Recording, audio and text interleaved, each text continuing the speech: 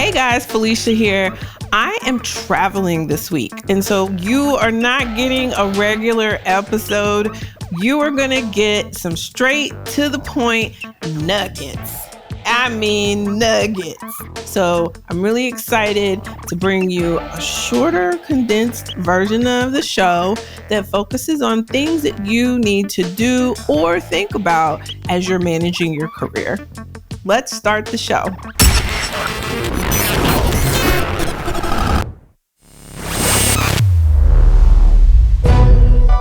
Welcome to the Career Management Podcast for Black women. Yes, this show is for you. I'm your host, Felicia Ann Rose Anuha, also known as the Trill MBA. Why am I the Trill MBA? Because I'm going to keep it true and real with you about what it takes to make it in the workplace. Every week, we're going to empower you with the tips, tricks, and tactics that you need, not just to survive at work, but to thrive at work. Whether you're aiming for that promotion or you really have some crazy workplace stuff going on, it's gonna be okay. We've got you covered. Love our content? Subscribe, like, comment, and let us know what workplace dilemma you're going through. We want to go on this journey with you, and we want to see you win. That's why I started this show. Now, in today's episode, we are dropping gems to help you level up your career with confidence. Now, let's start the show. Hey guys, so there's been a couple of things on my mind, seeing that it's the last quarter of the year, and this is that time of year where companies are about to end the September surge and people are starting to get a little holiday on the brain. All the Halloween stuff has been out. Pumpkin spice lattes are all the rage finally. And everybody is waiting for the weather to get cool, right? So we can bring out those boots and we can show off our winter fly, right? Now, this time of year is where you need to schedule time in your calendar, and you need to take a pause and you need to reflect on your objectives, right? And you guys have heard me talk about this. So hopefully I'm not repeating, or maybe you're new to the show. This will be impactful for you, but you need to go look in the system and see if what you've been working on for the past 4 to 6 months aligns to the deliverables that you will be held accountable for at the end of the year, especially if you're on a calendar year for your fiscal year at work, right? So it is imperative that you get in that system now, as soon as possible, and you update the objectives if they need to be updated. And make sure that you are setting yourself up for success. Here's the deal about most companies, and this is something that I'm still working to formulate and find an expert or a couple of experts that I can really dig into this topic about. How do you discern the difference between how your company culture moves and works versus what the company policies are and the mission statement is and all the aspirational things you'll see on a website? And, you know, a lot of companies, they have these core values, and I ain't gonna call no names. I mean, I want to. But I'm not going to call any names, okay? But most companies, when they are being established or, you know, eons ago, like maybe if they've been around for 70 to 100 years, there's these value statements and mission statements and vision statements. And sometimes they go and they try to update them and all this stuff. What I have found in corporate America is that those statements are aspirational, okay? And so what that means is that that is not actually how the company actually operates.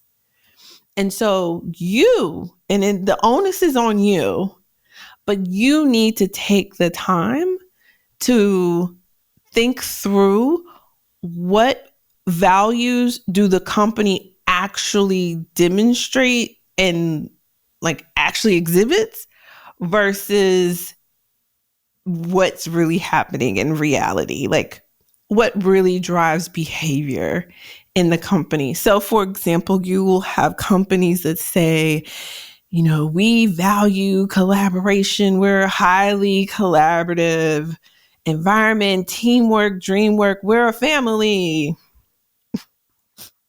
It's so hard for me not to be cynical, y'all. I'm sorry.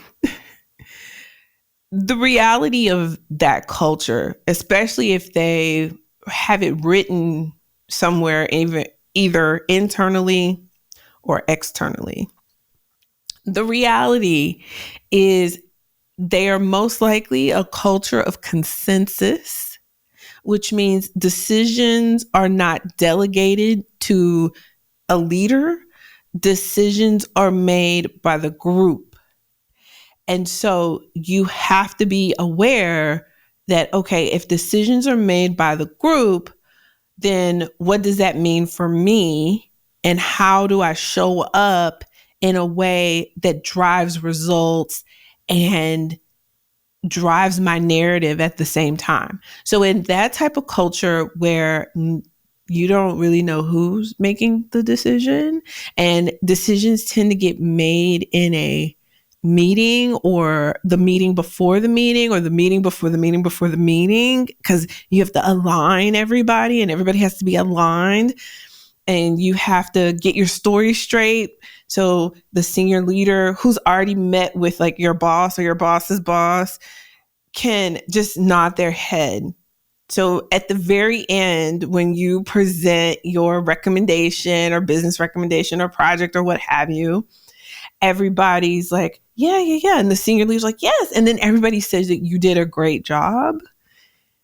And it feels very performative, and it can be very frustrating if somebody decides that they have a concern and they'll bring up that concern and, oh my goodness, okay, did we think about blah, blah, blah, blah, blah. And hopefully you have really rallied the troops, and there'll be one person, usually not the most senior person in the room, but the person who has the ear of the most senior person in the room. And as long as that person is a loud voice in the room and you have aligned with them, they will shut that shit down.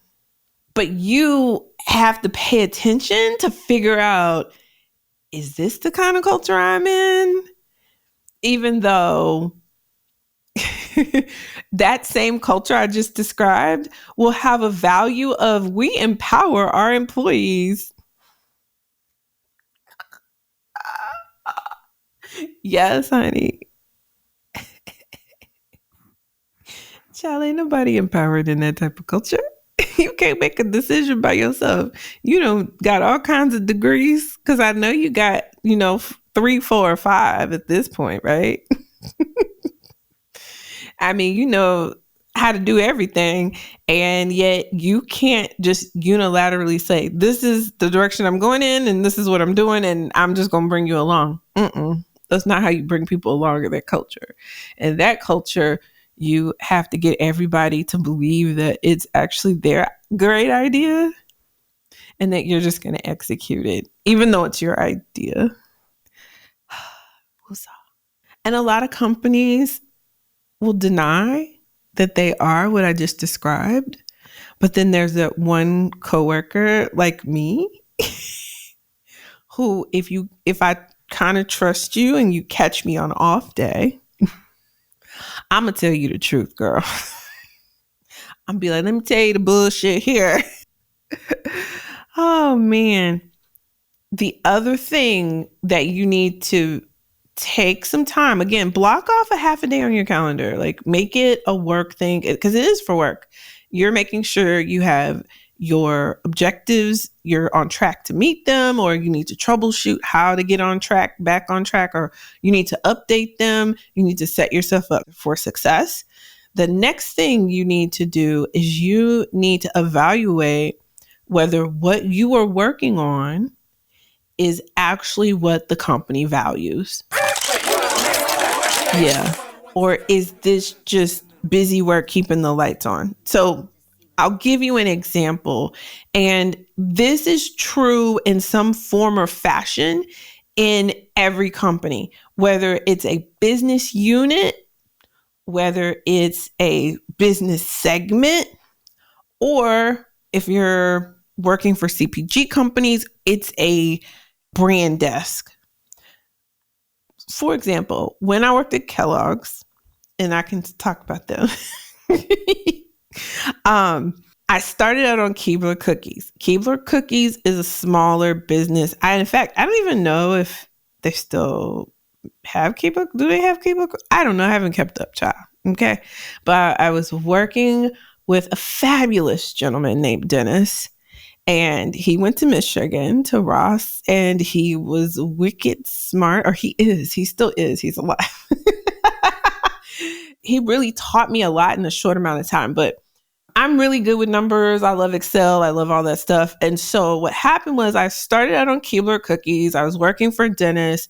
I believe he was associate brand manager, and I was an ABM, and he was teaching me Nielsen and syndicated data and quantitative and qualitative and research and all of this consumer data that in my prior company, I was doing B2B marketing, and the data we did have didn't translate quite the same. And so there's some nuances there. And if you don't know, you just don't know. And so Dennis took time to teach me, and he is amazing. And I pick up quickly, and it's numbers. I love numbers. I love math and money, my two favorite M's.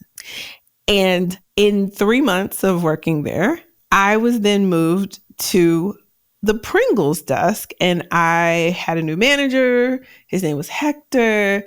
Hector was really cool, very trusting of an ABM, because I got to do a lot of shit that I probably wasn't supposed to do, only because we were so short-staffed. And Hector was ramping up. He had gotten a promotion, and then he was like, "Look, you gotta get it. They said you were smart." And next thing I know, I was managing 7 agencies. It was great. But long story short story long, I was very upset that they moved me from Dennis. I cried, y'all. So young. And everybody was so confused why I was so upset, because we put you on the biggest salty snack brand that we just acquired. Like, this is the high visibility, and this is the thing that you should be grateful. You should not be upset or crying. But I was upset and crying because I knew that Dennis was unusual when it comes to a manager. Like, he actually would come in early or stay late. Like, he would give me hours at a time of his time, and he was like managing a bunch of projects, and sit down and like really hold my hand and walk me through, like, this is how we do this. And there are very few managers that will do that, even when you ask them to. They're just like, figure it out yourself. Go ask somebody else. I expect for you to be a leader, or whatever bullshit, right? And so what I failed to realize was Pringles was that girl in the portfolio of the company. They moved me to that girl. And that's what you want to be in your company. You want to be in the business that's high visibility, has the biggest budgets, making the most money. Whether you're working in operations, finance, it doesn't matter what function you're working in, marketing, like even HR. You want to be the HR business partner to the HNIC in the business's portfolio. So even if you look at a global company, if North America is like the biggest country. That's where you want to focus your effort. Like, you want to focus on what the company cares about. It's that 80-20 rule, right? Like, if 80% of the profits come from this profit center, you want to go work on that. And when I worked at other companies, I was put on desk and I was just grateful to have a job. Like, I didn't understand that. And it wasn't until I was working at Coca-Cola, and it's very obvious, like Coke is that girl. The trademark Coke is the product. It's the thing. It has the biggest team. It has the biggest budget. It has the most eyes on it. It's the most scrutinized. It's the bread and butter, right?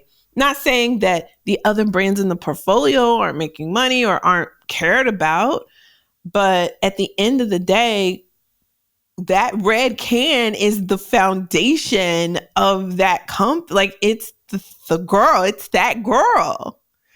And nobody in that building or over the whole globe is ever going to deny that. Like, so when I worked at Coke, I worked on Fresca and all of their flavors. And these are very profitable, good money, but not a lot of budget compared to, Coke trademark, and not a lot of visibility, but an awesome opportunity to be scrappy and learn. And so I was great with it. I had a great boss.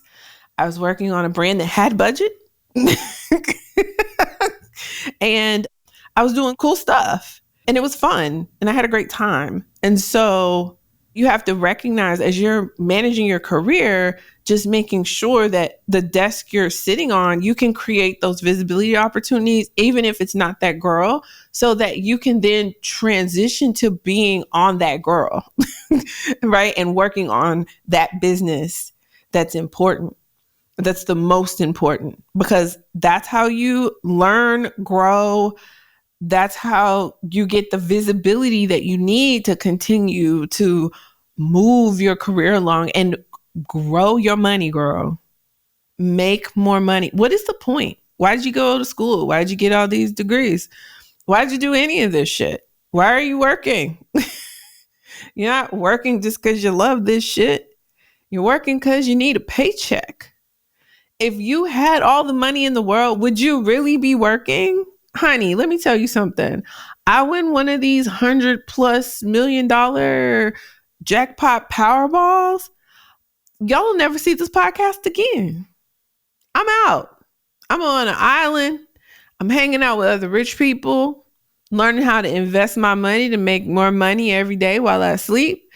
And I'm eating fresh fruits and vegetables prepared by somebody else, right? Like, I'm not stressed. I'm not doing anything. I'm leaving the country, child, to go travel. I'm getting stamps in my passport. I'm going to see the world and not be stressed out. And I'm going to leave y'all all behind. And I love y'all. And then maybe sometimes I'll pop up on LinkedIn and say, hey, how y'all doing? I love y'all. And send the prayers, thoughts and prayers, guys.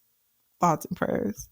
And that's why I haven't won the lottery. So this podcast will continue. Okay. But these are two of the most important things that you need to be doing and thinking. Most important thing. So to recap, go look at your objectives, block off time on your calendar to do so, protect that time at all costs, and really sit down for a couple hours and map out, okay, am I meeting these objectives? If not, what do I need to do to make sure that I meet them by the end of the fiscal or by the end of the evaluation period? And what help do I need to ask for from my manager and my leadership? And what all can I do to make sure I set myself up for success? Because that's what's most important here. Setting yourself up for success. Okay? And then the second thing I need you to do is think about what's next. So when you're preparing your development plan for the end of the year, It's preparing that development plan in a way that gets you on the biggest business, the better projects, all the things. And you'll have a case by meeting your objectives. So by you meeting objectives with the work and the objectives you have now, you can then make the argument with your manager, hey, I want to stay here. I love it here. I love the work we're doing. I want to contribute more. I'm really excited about whatever that that's what high visibility is. And I want an opportunity to work on that business and learn about the big business in the company. If you're not already working on the big business. So if you're not already working on the big thing, use meeting your objectives to transition to the opportunity to work on the big thing. Okay. So those are 2 things I want you to do soon, especially if your company is on a fiscal financial year.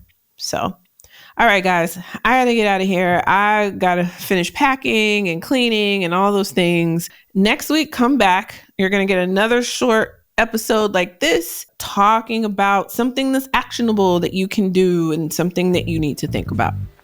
All right, I'll see you guys next week.